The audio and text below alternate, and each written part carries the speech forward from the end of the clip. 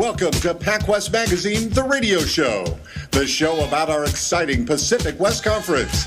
The PacWest is made up of NCAA Division II universities from Arizona and Utah to California and Hawaii. It's the most beautiful and diverse athletic conference in the entire NCAA. This is Commissioner Bob Hogue, inviting you to join our outstanding coaches, student athletes, and administrators as we talk about the great excitement in the PacWest. Now here's Assistant Commissioner Tom Camillo, live from our studios in Santan, Arizona. Welcome to PacWest Magazine Radio. Tom Camillo, Joe Carrero, we're live in the studios of KQCK in the hot desert of this Pinell County location. And Joe, you say hot, you're not kidding. It's 101.3 out, and right now it's only our time, noon. It's I saw the temperature. We were looking at like 108 today.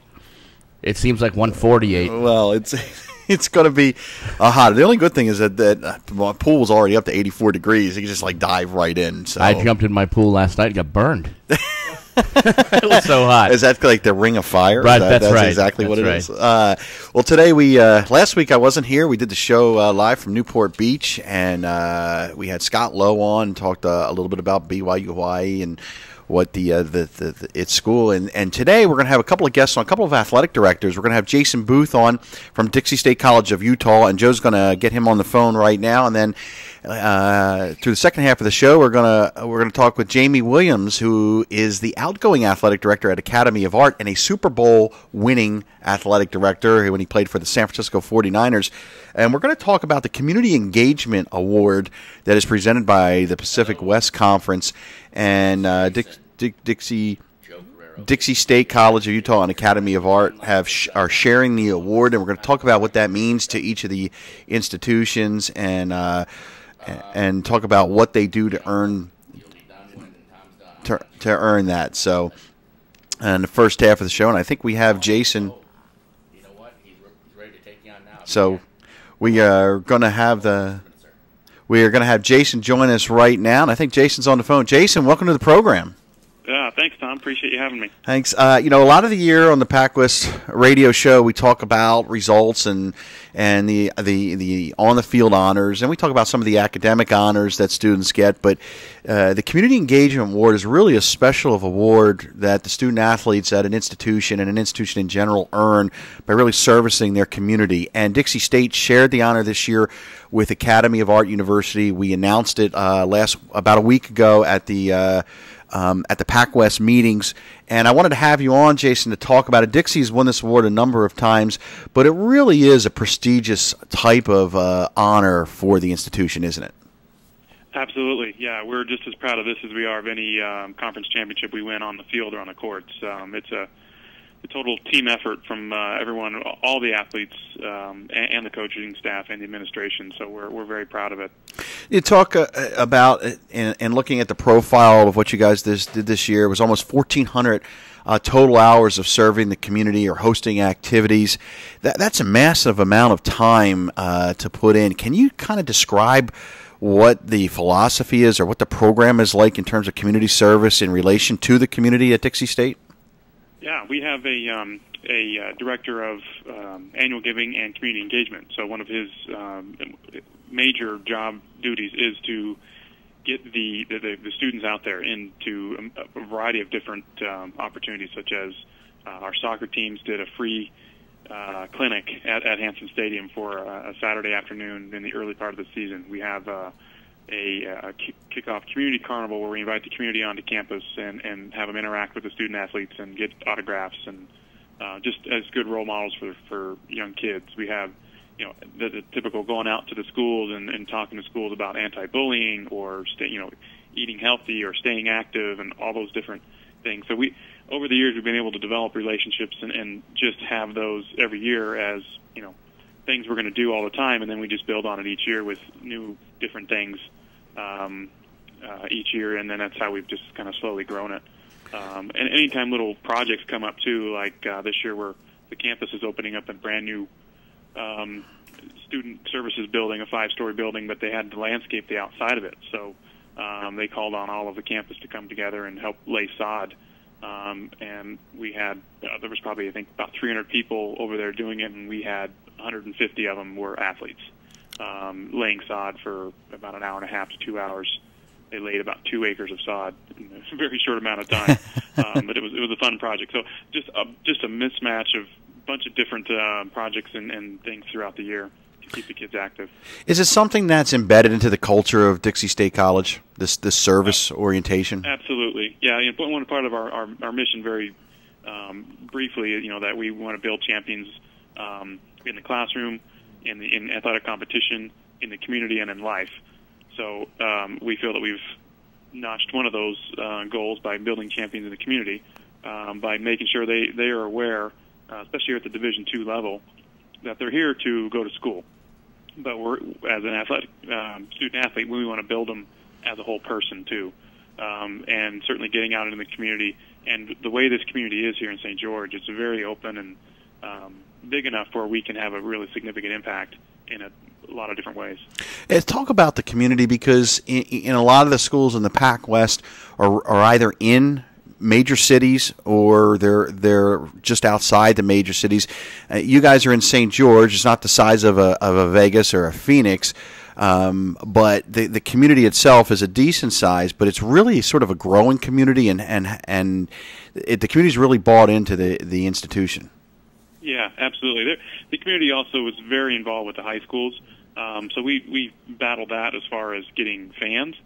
But as far as just embracing Dixie State College and what it means to the community as a whole, the community is wonderful. So anytime we get our athletes out there in a role of in like this award has showcased in a community engagement role, they are very warm and welcoming and embrace us 100%. So we love that. But the community is, I think, for us, and we compete with other schools in the PacWest, it's an advantage to us because it is smaller, and we're not swallowed up and gobbled up by the big cities and other schools and other opportunities around us. We're basically the only show in town here with a community of about roughly 80,000 when you count the whole Washington County area.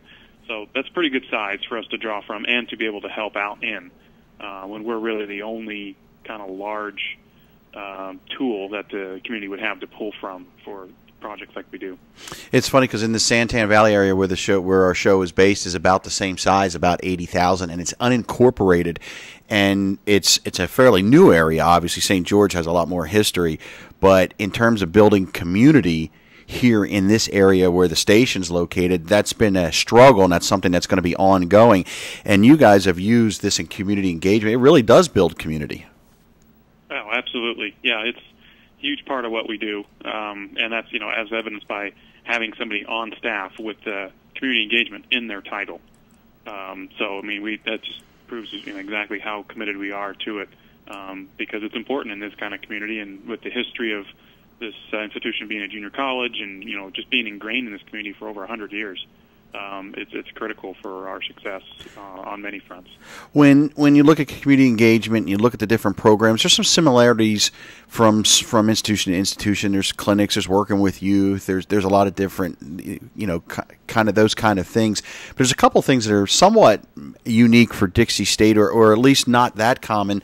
The Trunk or Treat program, which I know is a huge family event for you guys, and it's making Halloween a safe environment. Can you talk about that and how big important that is to your community engagement program? Yeah, that is one of our anchors for our community engagement program.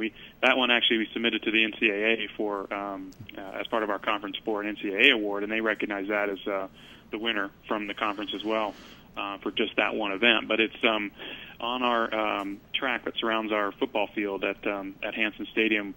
Each of the athletic teams gets together and they create. They pull their cars out onto the track and they create some sort of a theme, whether it's from a movie or some other type of thing, and they all dress up in those characters. And the kids, we invite the community to come and for 2 hours have their children walk around the track and go to these 15 to it's one from each team. Some teams kind of split up if it's a big enough team to have a couple different spots. So anywhere from 10 to 15 different spots they go and just get candy from the athletes and interact with them, and it's a lot of fun. So we've had really good turnout with that, and we had last year over 700 families and members of the community come to that, and it's a lot of fun. When you have an event like that and you have the student athletes participate, it really gives a community a different view of sometimes what a student athlete is viewed when you see it in the media. Yeah, oh, absolutely, and that's what this is about. I mean, they're here to obviously represent the institution, athletically, but they're here to represent, as the institution as a big part of the community and giving back, and it helps them grow, and it really does open the eyes of the community of, wow, these guys really are accessible, and they're really, they're good people, they're good kids, coaches as well. They really do care, and they enjoy doing it because they honestly do. The kids are there, they're having fun, they're laughing, they're playing with the kids, they're having a good time, and the children that they interact with, will never forget that interaction with a big time in their eyes, athlete or just a role model for them. So, do you get comments that people come back out to the games? They come to a trunk or treat or something, and then the next thing you know, you start seeing them come to football games or a basketball game. Absolutely, yep. We don't really track it and ask them where they did they come to a community event, but I've heard several stories where that has happened. Another program you have is the Huntsman Games, and I actually had a friend that competed in that one year. Can you explain what that is and the interaction the athletes have with that program? Yep, that's the Huntsman Senior Games. It's the largest athletic competition of it's like an Olympics for the senior athletes, but they do it every year, put on by the Huntsman Foundation. But it's always here in St. George, and it's a major event. We actually have to alter our scheduling, years out so that we make sure we don't have events here for a couple of days when they have their opening ceremonies and whatnot, and we have to work around it because it's a major event for the St. George and Southern Utah community. But this year we were able to get our members of the men's basketball and softball teams out to the award ceremonies, and they were just basically the folks that were there to award the medals to the different participants when they were handing them out, and just as a way to thank them and honor those wonderful senior athletes. So it's an annual event that is a really big deal in the senior athletic environment. That must be a great experience for both the recipients, the senior athletes, and also the student athletes who are presenting the awards. Yeah, the athletes came back and were just really inspired and really motivated by watching those folks compete in softballs, where they both men's basketball and our softball teams went to the softball venue and awarded medals for the softball players. So it was fun. And another event you had here was, and maybe you can give us a little detail about it, is moving furniture for the Aaron Kimball Memorial Foundation. What was that event? Yeah, the Aaron Kimball Memorial Foundation is a foundation to help fight against domestic abuse. And so they were renovating a house, and they just needed some help, moving furniture around. So they just needed, some big, strong bodies to help move some furniture. And we also helped with renovations of that house that they had and whatnot. So it's the local foundation that I think it was spearheaded by our cheer coach, Christy Shaw, who was involved with that. So she lined up some football players, I even think some basketball players, and they went over there and helped out for a couple hours. So again, a very wide range of different groups that were helping, and that being one of them. And then we have about a minute left, but you also had an opportunity with the Make-A-Wish program for the Dixie State baseball team, along with Red Sox starter Mike Aviles, to grant a wish to a young person. Yeah, that was pretty neat. That was his name was Jared Kaplan. He's 13 years old, but he has Duchenne, muscular dystrophy, and he was able to come and interact with Mike Aviles in our baseball team, and that was pretty special. That was probably one of the highlights for us for the year, and hopefully something we can do every year. Well, Jason, we appreciate you taking the time to visit with us. Tremendous job, as always, with Dixie State College of Utah and the Community Engagement Award, the Pacific West Community Engagement Award, and just congratulations. Terrific job. Thank you, Tom. Appreciate it. We're honored to and humbled by it, and we will hope to do it again next year. It sounds great. Thanks, Jason. Jason Booth, the athletic director, Dixie State College of Utah, joining us from St. George. And next we're going to have Jamie Williams, the outgoing athletic director at Academy of Art. And it's really inspiring programs. You go beyond the numbers and the schedules and the wins and losses, and you have this kind of event. And to win something, to be able to have this kind of honor, it means a lot to not just the student athletes and the administration, but it's a proud honor for the entire athletic department and for the program. So the again, it's the PacWest Community Engagement Award, and joining us will be Jamie Williams is on the line, the Academy of Art athletic director, and he's going to be joining us. He's going to join us right now. Jamie, welcome to the program. How you doing? Doing well. Just got the chance to spend some. I wanted to say Happy Friday, but we're not quite there yet. It's a Thursday, Joe. It's been a week since we were at the PacWest meetings already. Time just flies, doesn't it? It was pretty amazing. Jamie, I know that congratulations, Academy of Art, sharing the PacWest Community Engagement honor with Dixie State College of Utah. I know when it was announced that you guys were sharing the honor, you got up and did the fist pump and were high-fiving people. And waved the towel. I did all of that. All of that. But this had my rebel yell going. But this honor was huge. I mean, this honor is important to you, though. Oh, it's huge. It's very important. You understand, I grew up in Iowa, Davenport, Iowa. I mean, community, and then I went to school in Nebraska. So community service was always part, what we did growing up as young people. And, we'd go and help some old people on their farm, feed the cows, pigs, chickens, build some hay, and then we'd go to practice. Or you'd have to go cut somebody's grass, you'd cut some grass and make some money. Then you cut a few grasses for free for the older people, or shovel their snow. And so I'm kind of wired that way. And unfortunately, some of our kids don't understand that they are blessed to be able to run faster and jump harder. And when you like that, you got to let fate, you got to keep your blessings in fate, by giving back and balancing the scales, because they are privileged to have that jersey on and get scholarships and travel up and down the West region, representing their school. That's a privilege. Hey, Jamie, when you were the first athletic director there at Academy of Art and went and started the athletic program there, was it your goal when you came in to embed the culture of service into the athletic department, the student athletes in the programs? Well, okay. So again, I was very fortunate,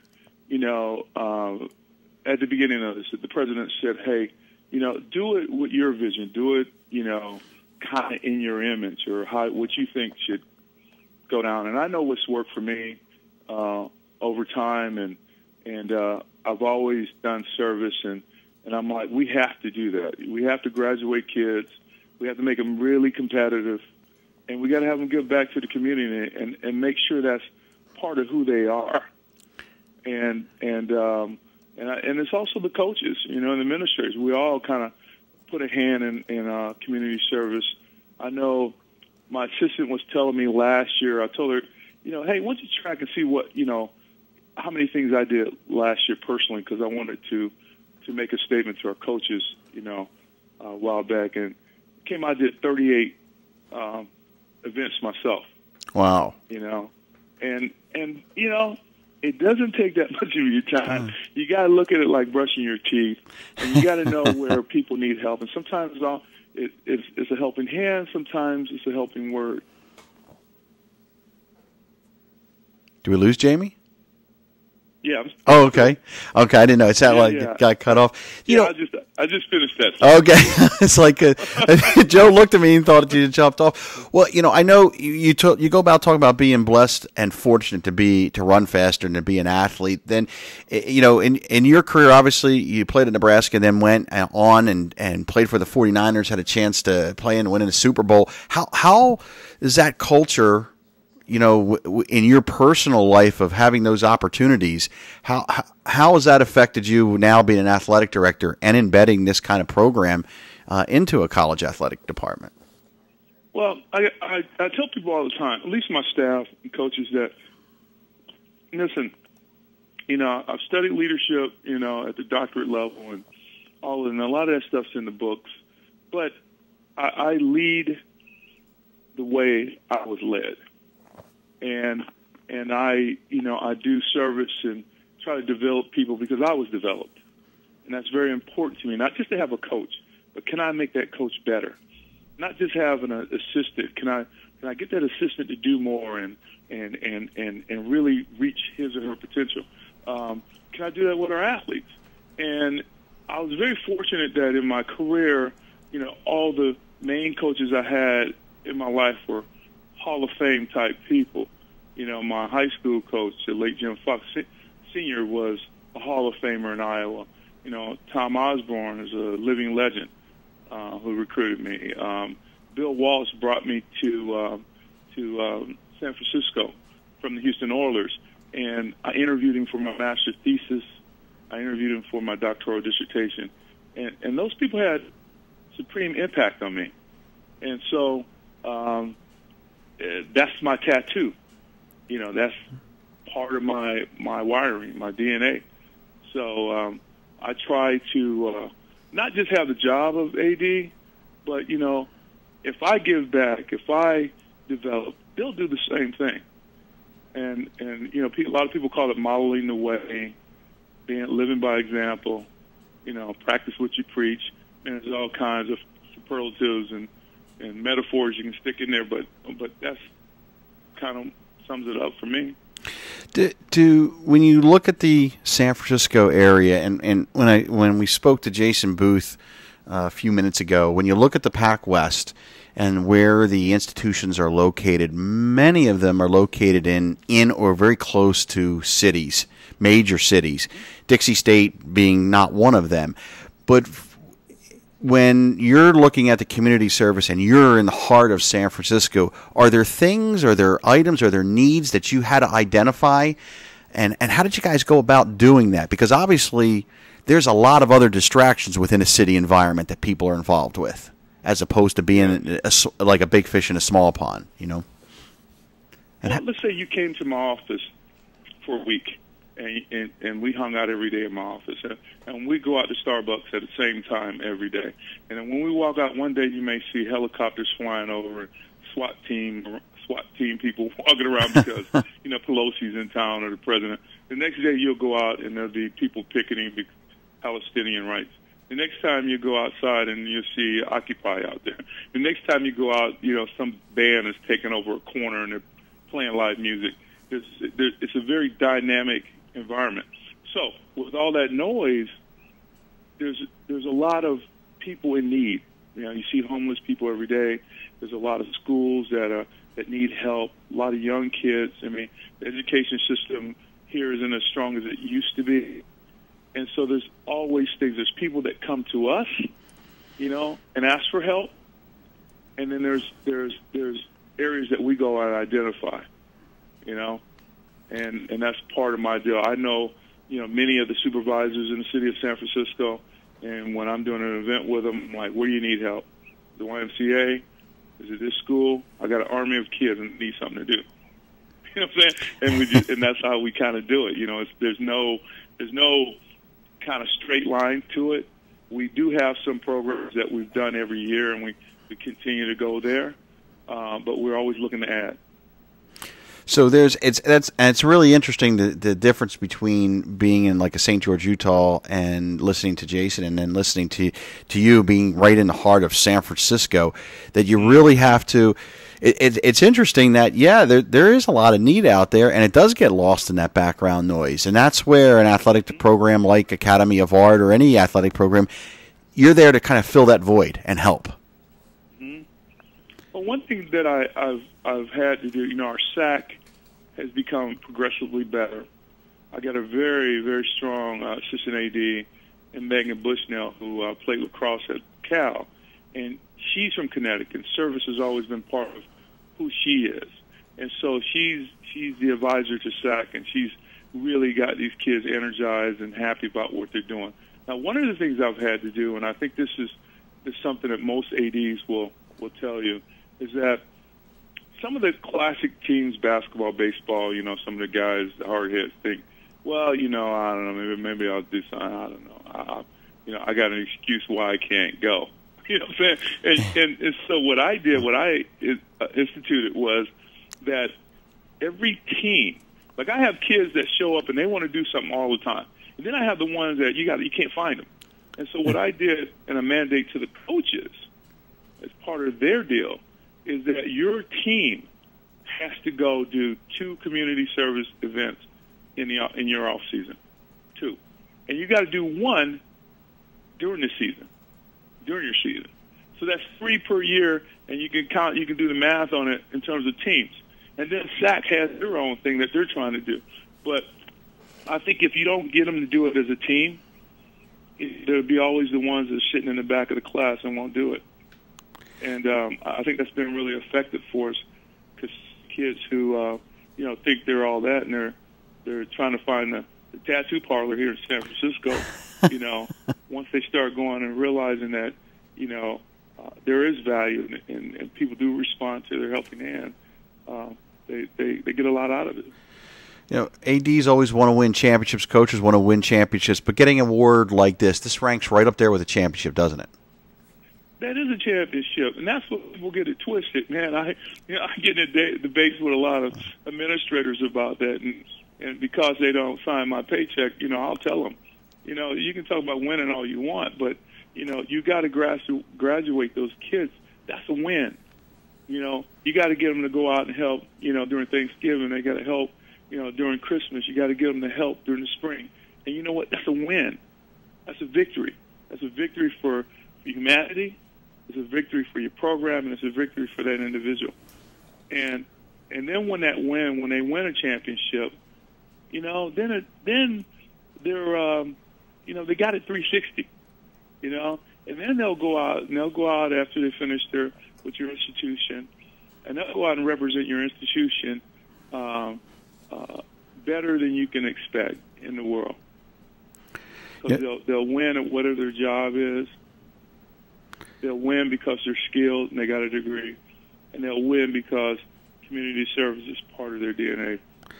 It's really a life skill you're teaching them. Say again? It's really a life skill is what you're teaching the student athletes to get them involved. It is a life skill. I think sometimes we get caught up in the words and the political correctness of the words. And my deal is you just got to get out and do things. You know what I'm saying? Yeah, just do it. And a product will come. That's how physics work. If you provide energy, for mass, things move. I definitely go by Newton's first law of motion. I use it with my coaches. I use it with the players. And Newton said objects at rest want to remain at rest. And those kids that don't want to do anything, and those coaches that don't want to do anything, guess what? They don't want to do anything. But objects in motion want to remain in motion. And so once they start doing community service, they start missing it. They start looking for things to do. So how do you get things in motion that are at rest? Well, you got to put energy. Energy is the only thing that will make that thing move. And that's what we have to do as administrators, is provide the energy to get those objects at rest moving. Jamie, we have about a minute left. We know that you're going to be heading out back to your alma mater here in the next few weeks to take over a new position. What are you going to be doing at Nebraska? Helping my alma mater. It's well, you know what? It's probably a lot of things. I will be handling their diversity and inclusion. I'll be handling their leadership initiatives. I'll be helping them with strategic planning, within the Pac-10, and I'll be supervising a number of sports. And and it's, for me, his mindset, I don't see it as crazy heavy lifting, because when you're helping your alma mater, it's what you want to do anyway. And fortunately here at the academy, I've had to do everything from flip burgers in the back and show up early and turn the lights on. So it's going to be fun. I'm really honored and obviously humbled by the opportunity. Well, we're going to miss you in the PacWest, but we know you're going to still be involved, and congratulations again on a tremendous year for Academy of Art, especially winning the PacWest Community Engagement Championship. And that's one you got on your way out. Jamie Williams. I will tell you this: fear the artist. Okay. That's exactly right. It's a great motto. Fear the artist. Jamie, thanks a lot for joining us. We appreciate it. Good luck in Nebraska. Thank you for having me. Jamie Williams, the athletic director, heading back to his alma mater here in a couple weeks, University of Nebraska. Great show today for the Pacific West Conference, PacWest Radio, talking about community engagement. And I want to thank Jason Booth, the AD at Dixie State College, and also Jamie Williams for joining us. And next week, Joe, in the next couple weeks, we're going to begin a series with the 4 new schools coming into the Pacific West Conference. Nice. So it's really good. So for Joe Carrero, I'm Tom D. Camillo, and we'll join you next week on PacWest Radio.